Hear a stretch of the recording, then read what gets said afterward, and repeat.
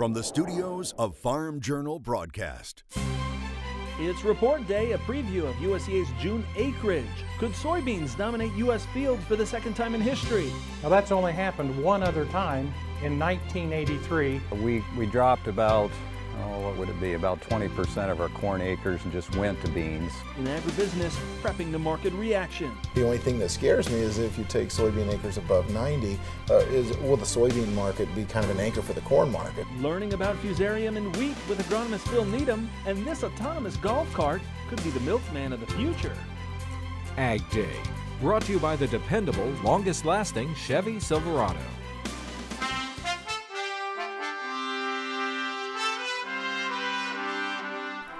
Good morning, I'm Clinton Griffiths. USDA number crunchers will be in lockup this morning as it finalizes the data of two major reports. The Ag Department releasing the highly anticipated June acreage and quarterly grain stocks reports at noon Eastern. Acreage estimates usually get the most chatter in the trade, including discussions on whether soybeans will surpass corn. And did planting challenges affect estimates from USDA's prospective plantings report in March?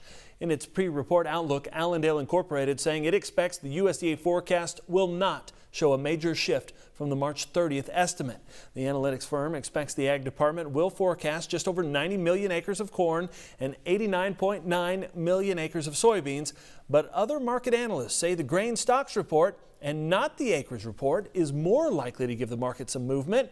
Rich Nelson, who is the chief strategist for Allendale, says in 11 of the last 15 years, corn has had a negative price reaction to those June reports.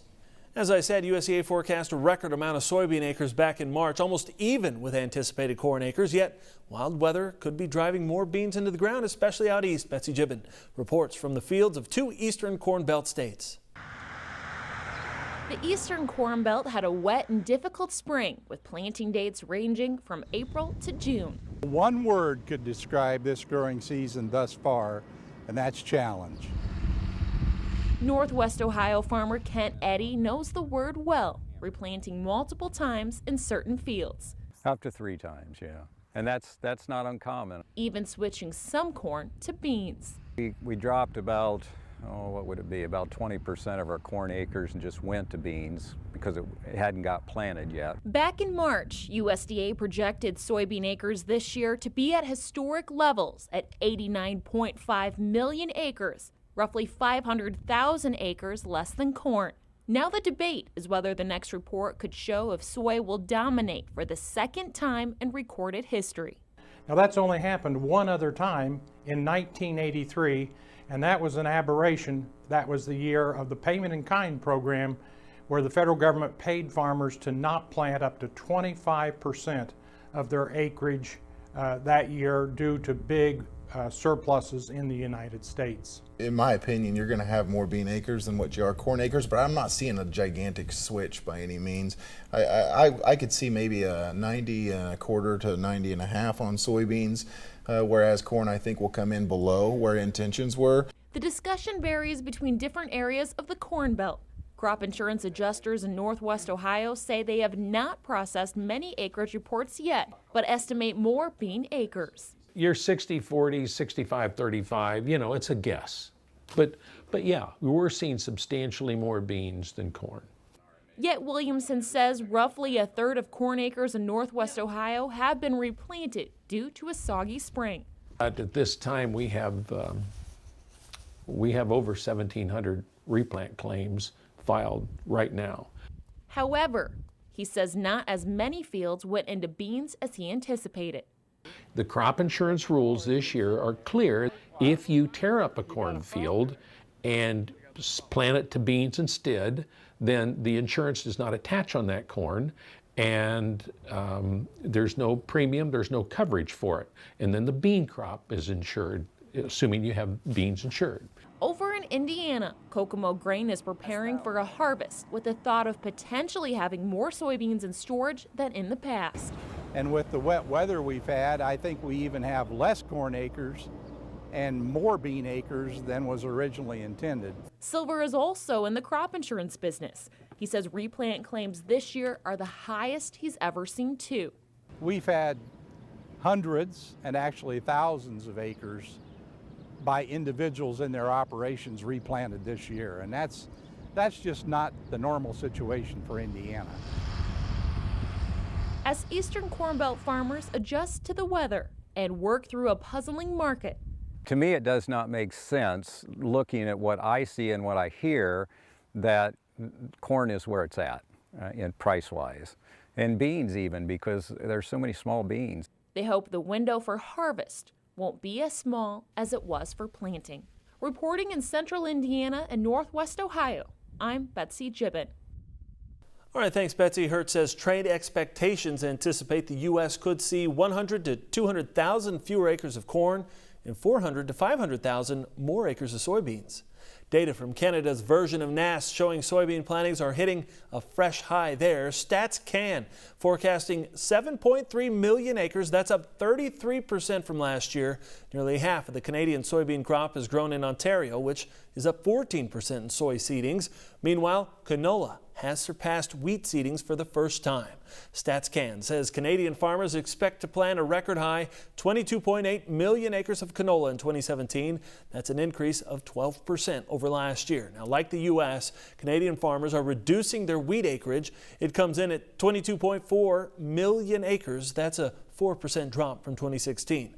Durham wheat saw the biggest decrease, but spring wheat sowings are actually higher. The drought picture in North Dakota grew bleaker this week. A quarter of the state is now in D3 or extreme drought conditions. It was 8% last week.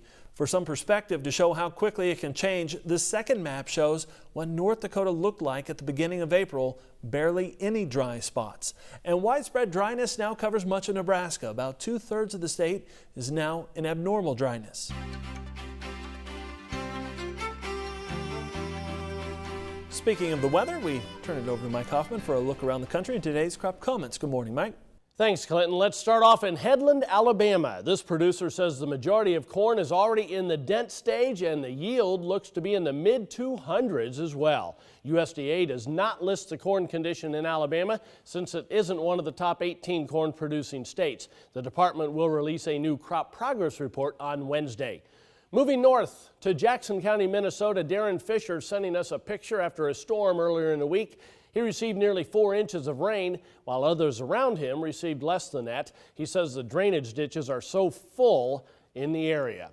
And taking a look at the drought monitor, you can see really the only big issue are the Dakotas and eastern Montana, but the parts of the southwestern plains starting to dry out in places as well. We'll have details on that and your forecast coming up in a few minutes. First, here are some hometown temps. Visit farmjournalpro.com. Trusted analysis, professional insight. farmjournalpro.com.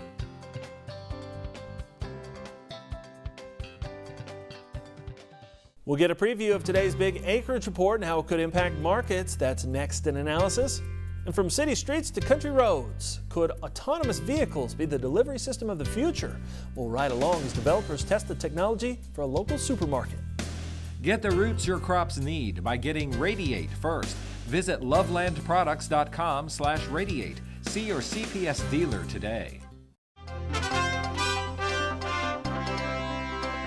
U.S. hog producers are showing little trepidation about expanding their herds. The quarterly Hogs and Pigs report showing the nation's inventory at 71.7 million head. That's 3% higher than a year ago. The Ag Department says this is the highest June 1st inventory since 1964. Breeding inventory climbing 2%, market inventory up 4%. Spring wheat on a major tear Thursday following the latest drought monitor. Let's see how the rest of the markets close. Move forward to CME. The story of the day has been the wheat market, as it has been really throughout the week, as it's continued to skyrocket higher above technical resistance levels. Looking at Chicago wheat, the big level we're going to want to look at is 502 on a closing basis. This is the February 16th highs. If we're able to get consecutive closes above that, I suspect this rally is going to continue. It sounds like things don't look quite as good as they do from the road once you get in the field. That could continue to support this market higher, as Minneapolis is really the leader, as we've seen this just on a straight up shoot over the past week or so. Now, to wrap things up with the lean hogs, we've been trading in very wide ranges, basically 78 to 82 for that August contract, and we're kind of making a little bit of a consolidation with a little bit lower highs and higher lows. Still wide ranges, but I expect those ranges to tighten up a little bit and give us a breakout or a breakdown depending on what fundamentals change and we see next week. So we've got Matt Bennett Consulting, our guest here at the Agribusiness Desk. Matt, let's talk about this acreage report coming out this week. Boy, there's a lot of eyes on it, a lot of anticipation. What do you think? Yeah, it's been an interesting year. You know, whenever you come out with planting intentions, and corn and beans were awfully close, really closest we've ever seen, you know, and people are speculating on, well, do you think we'll end up with more bean acres than corn acres? Well, if we were ever going to have the type of spring that would suggest that you would actually get more bean acres than corn acres, it would be this spring. And so, you know, there was a lot of replanting done. Some folks ended up having to give up on corn. The presumption is that they went ahead and planted soybeans. I think that there's going to be more soybean acres than corn on this report, but maybe not quite as much as what some people think.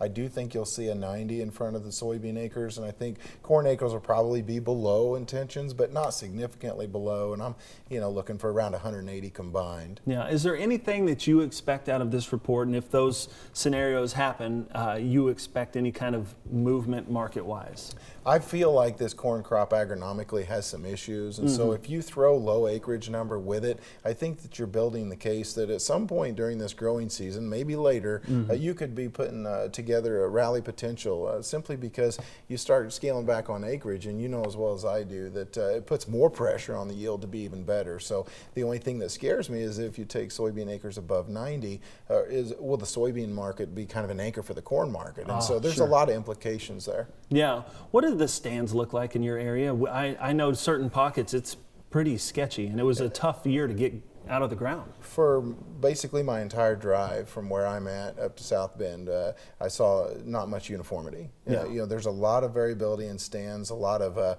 fields that kind of have that wavy look to them whenever you get up on top of the overpass and on the interstate. I do think that there's a lot of issues with stand counts, and so bottom line, I think that the corn crop is probably limited. You know, I think that you've probably taken 10 to 15% off the top end yield, but if you get ideal weather, you could still have a decent corn crop. Yeah. Well, there's a lot of variables left out there. We'll be watching it this week. Appreciate it, Matt. Back with more Agday in just a minute. For advice on the best way to be profitable on your farm, contact Matt at 217-273-1133. This is Machinery Pete, inviting you to check out my new website, machinerypete.com. Offering farmers tens of thousands of used equipment listings to search, let Machinery Pete help you find and value your next piece of used equipment. Welcome back to Agday. Your meteorologist Mike Hoffman. Mike, as we look at this drought monitor, you can kind of really see where it's starting to dry out. And of course, this is the long-term drought monitor, and Florida's changed so much over the last 4 months. Yeah, it's amazingly better. But like you said, some of the plains just starting to show dryness, and that is a concern because that can get worse pretty fast. So we're really concerned about the high plains, as you can see, the western plains, so to speak, especially the Dakotas, eastern Montana, but even Nebraska, parts of Kansas, Oklahoma, panhandle of Texas. Those areas are getting drier, and for it to start showing up in the drought monitor, that means the topsoil is probably getting pretty dry. But if we go back a month, look at how much red there was still over Florida, southern Georgia. But proceeding over the last 4 weeks, you can see how things have just gone away in the southeast, and they've expanded in the northern plains. So that is the biggest concern. But again, we're still seeing some of those just drier areas starting to show up, and that's a concern as well. Most of the moisture is east of the high plains as we head through today. A couple of storm systems through the northern tier of states will be the focus for some showers and thunderstorms. There'll be hit and miss variety through the southeast, though, in the warmer, more humid air. And you can see as we head through time tonight, pretty good area of showers and storms expected near the Red River Valley there as that storm system comes along the cold front. And heading through the day tomorrow, then we'll see this form into one front farther north. Showers and thunderstorms in the east. Most of this, as we head into this holiday weekend, most of the plain states anyway, and the Ohio Valley into the Great Lakes going to be dry through the next couple of days. But the Southland, eastern areas still going to get some moisture as we head into the first part of this holiday weekend. There's the precipitation estimate over the past 24 hours. There have been some pockets of heavy stuff. Central Plains also down along the Gulf Coast, adding in the next 36 hours. You can see the tropical moisture in the southeast kind of weakens as it moves off toward the northeast, but there's still going to be some pockets, including some in New England, southern Great Lakes, down in Oklahoma. They get a lot of rain over the next 36 hours or so. The heat is on over Texas, lots of 90s and 100s. A little bit more comfortable farther north, and you can see lows tonight into the 50s for the northern portions of the plains. Northern Great Lakes pretty muggy throughout the northeast, though, as you can see. And high temperatures tomorrow, most of the 90s confined to the Southland, 80s all the way up into the Ohio Valley. But these are comfortable numbers for the northern plains and the Great Lakes, all because of this trough that continues to kind of sit there as we head through the first part of this weekend. Then it starts to weaken, and you can see we go zonal for a little while, but as we head into next week, it looks like more of a ridge developing out west and a little bit of a trough farther east. That's a look across the country. Now let's take a look at some local forecasts. We head to Fresno, California. First of all, lots of sunshine and hot. High temperature of 101. Grand Island, Nebraska, partly sunny, breezy, and less humid with a high around 80. And Frankfort, Kentucky, warm and humid, a thunderstorm in some areas, high of 87. If you're doing any traveling this 4th of July weekend, there should be less of a drawdown on your debit card at the gas station. GasBuddy.com says we should see some of the cheapest gasoline prices in a dozen years. The smartphone app says U.S. consumers will pay an average of $2.21 a gallon. Compare that to the 10-year average of $3.14 a gallon. Crude prices were higher Tuesday, but they have been dropping most of this month. As reported last week, OPEC nations agreed to cut oil production to bolster prices, but that move has been offset by higher production in non-OPEC nations like the U.S. Up next, combating fusarium head blight on wheat. It's our weekly trip to Farm Journal College TV, and later, order it and wait for delivery. How it gets there may be the future of retail. That's today on In the Country.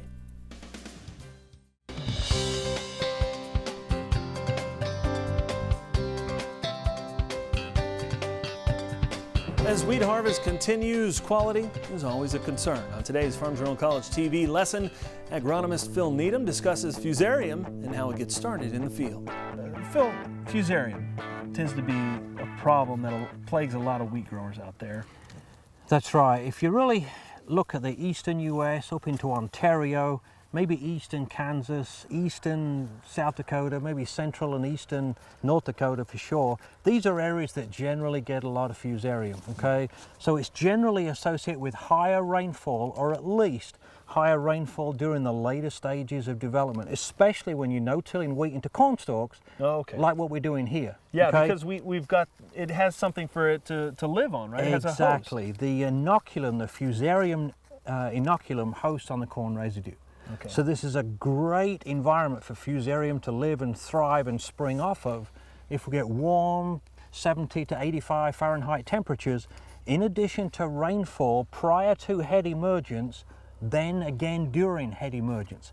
You need the rainfall early for the spores to go ahead and develop, and then later on when the heads start to appear, especially at the flowering stage, between early heading and flowering really, if you get rainfall coupled to humidity and warm temperatures, those infected spores or those spores splash off the corn residue up onto the heads and infect the heads. Okay, and that's when you start to have problems with yield, right? That's when you start seeing problems with yield and grain quality. Grain quality, not sure, good. not good. Okay. Up next, someday deliveries from the grocery store may show up all on its own. Tests are already underway.